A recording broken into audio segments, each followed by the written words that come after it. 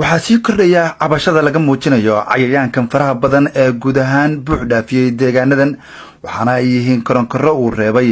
anyax bartamaha bisha Oktoobar ee sanadkan ku degay inta badan deegaanada dhaca waqooyiga gobolka Galguduud. Qaar ka mid ah dadka xoolo dhaqatada ayaa durba waxa ay ka muujiyeen cabasho ba'an gaar ahaan dadka dega waqooyiga gobolka Galguduud. Anyax ayaa markii hore waxaa la tuunsanaa inuu ka yimid dhinaca dowlad deegaanka Soomaalida ee Itoobiya waxaana lagu arkay deegaano badan xilli curashadii roobka dayrta ay bilow ka ahayd deegaanada waxaana markii dhirta ay magooshay oo naqu si fiican u soo baxay uu ku degay anyaxa isla mar ahaantaana waxa uu diirtay dhirtii taasi oo keentay in guud ahaan dadku ay muujiyaan cabasho xoogan kadib markii uu ku degay dhirta daaqii iyo caleentiina uu diirtay.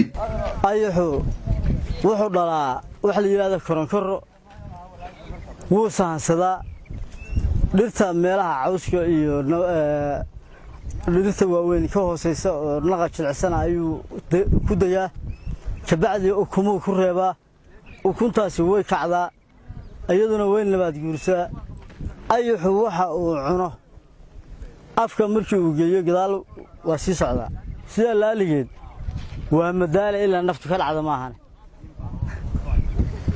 waxa keenaya markii nabaad guurka hal mar oo istaagayaa ma jiraan haddii goobta uu ka dhamaysto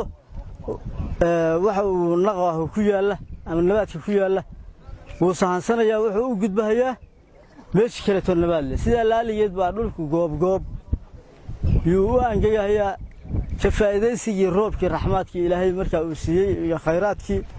deegaanka uu ugu deeqay ayuu dhaafinayaa. waxaan rabaa barnaamijkan ayaxa oo deegaanadan dhibka badan ku haya horta koronkoradii waaye waxaanu ayaxu dhalay oo ka tegey xawli aad u badanna wuu ku socdaa oo geedaha uu ku degaya uu baabi'inaya naqa marka dhulku waa dhul aad hadda barwaaqa u ah oo cagaar ah geedku ku dego oo hadda saan indhaha naga ku aragnay intaan kor taagnayn wax ka yar 3 daqiiqo geedku ku qallajinaya waana wax maartay hadii wax laga la qiyaas kara ma aha waa trillion waa dhaafay marka musiibo waxa waaye deegaanadan Ilaahay subhanahu wa ta'ala hadaan laga gaarin oo gurmad degdeg ay seelin dadkan iyo xoolahoodii iyo naqa u soo baxay u baabiinaya baalkaano waxay u baahan tahay gurmad sida oo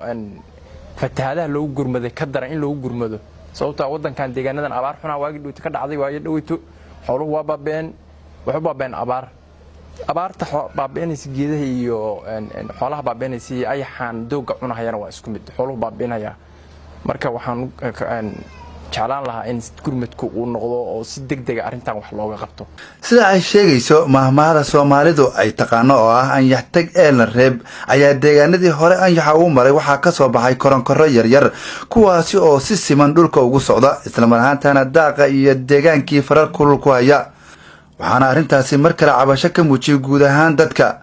xilligii dawladda dhexe waxaa jiray hay'ado la dagaalama anyaxa si looga baaqsado dhibaatada dhinaca deegaanka. Cabdikariin Axmed Burhan